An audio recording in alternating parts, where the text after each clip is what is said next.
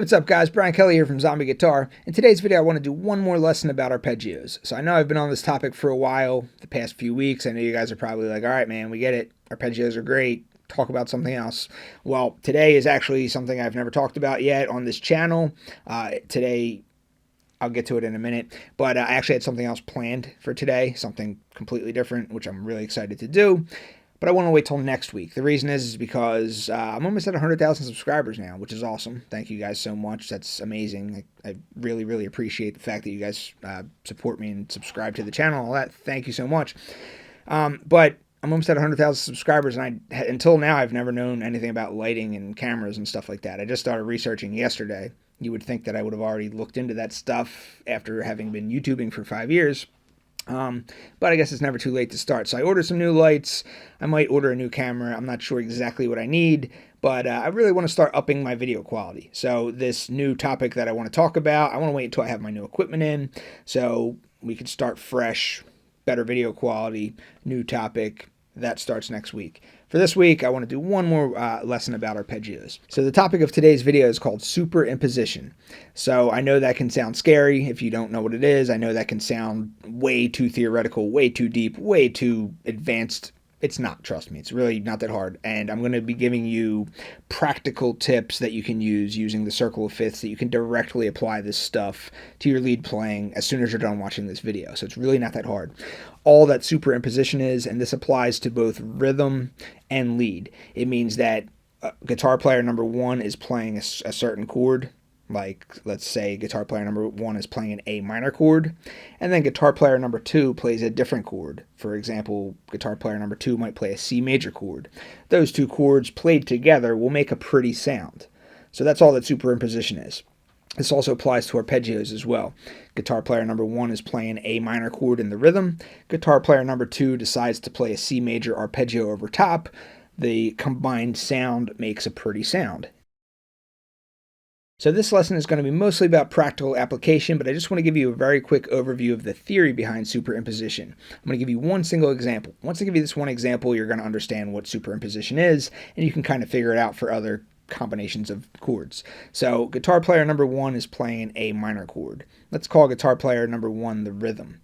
Guitar player number two wants to play a C major chord, or maybe even a C major arpeggio.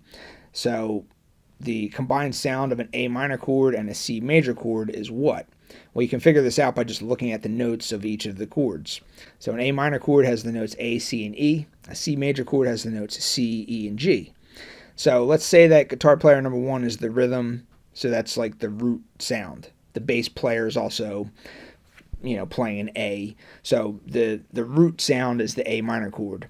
The lead guitar player says, okay, I want to superimpose this C major chord sound over top of that. So guitar player number one is the rhythm, guitar player number two is the lead, guitar player number one is the root sound.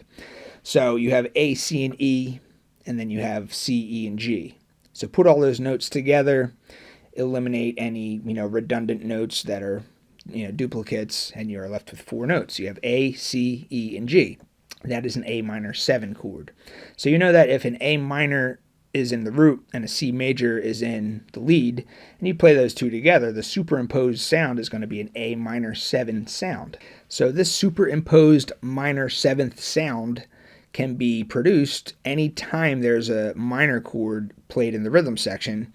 If you have a minor chord in the rhythm section, you as the lead guitar player can say, okay, I want to produce a minor 7th sound, so I'm going to play a major arpeggio over top of that minor chord that is a minor third higher than it. So a minor third is 3 half steps. So here's your note A, here's C, so 1, 2, 3. So a minor third higher. You can also use your circle of fifths. So this whole lesson I'm just going to use the circle of fifths because that makes things easier. So if your minor chord happens to be an A minor and you want to superimpose a major arpeggio over top of it such that it produces a minor 7th type of sound, then you just look at your circle of fifths, the chord that's in the same position, just in the outer circle, that's the chord you would use. So if there's a B minor chord and I want to superimpose a major arpeggio over top of it, then I would choose a D major chord. If there's a C sharp minor chord, I would choose an E major chord. So you can always use your circle of fifths to figure out what the superimposed chord is going to be over the rhythm chord. So that's just the one example. So in this lesson, I'm just going to give you a few examples of some nice sounding superimposition chords to use over both major chords and minor chords. So for the purposes of this lesson, I'm just going to use one shape for a major arpeggio and one shape for a minor arpeggio. You can use whatever shapes you want. That's what the last few weeks' lessons were about. I'll post links to those below. That gives you all the different arpeggio shapes all up and down the entire neck of the guitar for major chords and minor chords. This lesson, we're just going to use one shape. The idea is, get some sort of a rhythm section, either use a looper pedal or use a DAW, or, have a friend just strum one single chord, and then in order to kind of hear the superimposed sound that we're going for, just play this one single shape. So the shape for major is going to be this. You have to locate your root on the A string using your pinky. So let's try and play an A major arpeggio. So take your pinky, put it on the A string, which is the 12th fret, and here's the major arpeggio shape. So I could take that shape and I can move it anywhere, just taking my pinky and putting it on the root of the major arpeggio that I'm trying to play. If I want to play an E major arpeggio, take my pinky, find the note E. Here's E on the 7th fret. So here's an E major arpeggio. Let's say I want to play a G major arpeggio. Take my pinky, put it on the note G. Here's a G on the 10th fret. G major arpeggio. Take my pinky, put it on the note B on the 14th fret, and that makes a B major arpeggio. So that's the major arpeggio shape. The minor arpeggio shape will be very similar, and again, the root's going to be on the A string, located with your pinky. So let's look at that one. So to play an A minor arpeggio, I take my pinky, put it on the note A on the A string, and I play this shape. Here's an A minor arpeggio.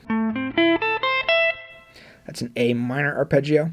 I can move that shape anywhere. Let's say I want to play an E minor arpeggio. Take my pinky, put it on the note E, E minor arpeggio. G minor arpeggio. Take my pinky, put it on the note G. B minor arpeggio. Take my pinky, put it on the note B. Alright, so either of these shapes can be played rooted on any fret to play the major or minor arpeggio that you're attempting to play. Alright, so using your circle of fifths to find chords that will make pretty superimposition sounds. So let's say the root chord is a major chord. So let's say it's a C major chord. If I have a C major chord in the rhythm and the lead player wants to play a C major arpeggio over top of it, obviously that's going to sound good. C major in the rhythm, C major in the lead. The two are going to go together perfectly. So let's say I have a C major in the rhythm and I have an E minor in the lead. So the superimposition there is going to make a major 7th sound. So that's always can be determined on your circle of fifths. Your rhythm chord, pick your rhythm chord, go on your circle of fifths, one position in the clockwise direction, and then into the inner circle. That's the superimposition chord that can be played over the major chord to produce a major 7th type of sound. So let's say you have a C major in the rhythm and you want to play a G major in the lead. The superimposed sound there is going to be a major 9 sound. Also a very pretty sound. So C major in the rhythm, G major arpeggio played over top of it together produces a major 9 sound. You can verify this by looking at the notes of a C major chord and looking at the notes of a G major chord and then putting them all together and then seeing what you come up with. You're going to see that it creates a C major 9 chord. So that can also be found on the circle of fifths. Your starting chord is whatever your starting chord is. In this case, it's C major. One spot in the counterclockwise direction, that's the superimposed arpeggio that you would play over top in order to create the major 9th sound. So those are going to be the ones that we're going to use for major.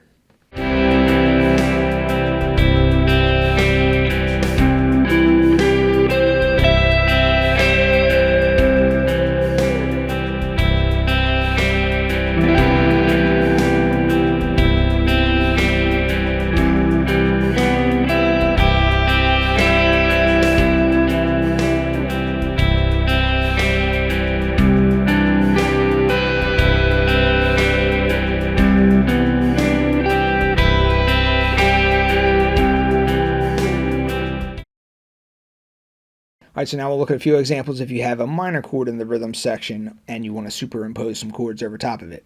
So A minor in the rhythm section, and you want to play an A minor in the lead, an A minor arpeggio in the lead. The two are going to go together perfectly. But let's try and get some superimposed sounds. So A minor in the rhythm section, let's say that I want to play a C major in the lead. So A minor plus C major together, as we already talked about in the beginning, that makes a minor seventh sound. So you can always, again, figure that out on your circle of fifths. Your starting chord is going to be one of the minor chords that's on the inner circle of the circle of fifths, and then the chord that's in the same position, just on the outer circle, that would be the superimposed chord that you play in order to create that minor seventh sound. Again, I could start with an A minor chord, and I could play an E minor chord as my superimposed chord. Those two will go together to create a minor 9 sound. A very pretty sound as well. Again, circle of fifths, your starting chord is in the whatever minor chord you're starting on. In this case, it's A minor. One chord in the counterclockwise direction, also in the inner circle. Play that chord over top of the rhythm chord. You're going to produce a minor 9 sound. And then the final example is your rhythm chord is A minor, and then we're going to play a G major in the lead. So A minor plus G major, that's going to give you a minor 11 sound. Also a very pretty sound. So that can also be found in your circle of fifths. Your starting chord is whatever minor chord you're starting on. In this case, it's A minor. One position in the clockwise direction, and then go to the outer circle. Play that chord over top of your original starting minor chord, and you're going to produce a minor 11 sound.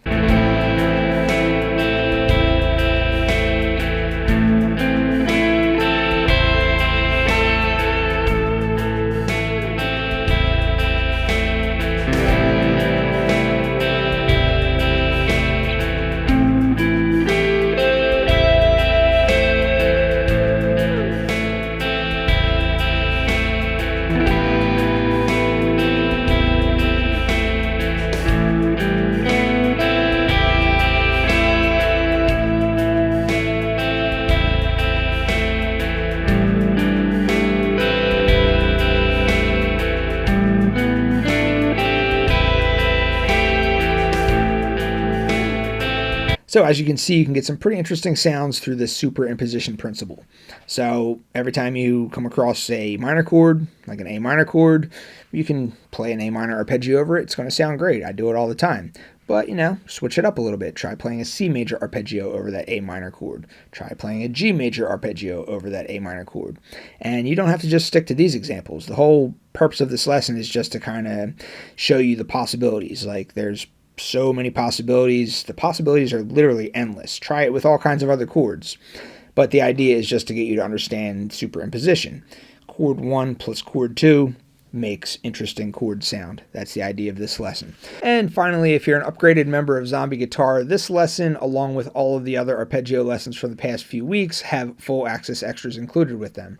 Many of the lessons on Zombie Guitar have full access extras with them. What those are video backing tracks that are embedded within the lesson, found within the written content, that are lessons specific to the topic at hand. So the last few weeks we've been talking about arpeggios. So the video backing tracks are giving you a backing track with just one single chord playing over and over and over, allowing you to practice your arpeggio runs or arpeggio licks over just one specific chord. So today's lesson also includes full access extras with it, as many of the other lessons on the site do. All right, so that's going to do it for today's lesson. Just a quick practical tip using the circle of fifths that you can start applying right away. So give it a shot, try it with some other chords, see what you come up with. Questions, comments, leave them below. Thanks for watching. See you next time.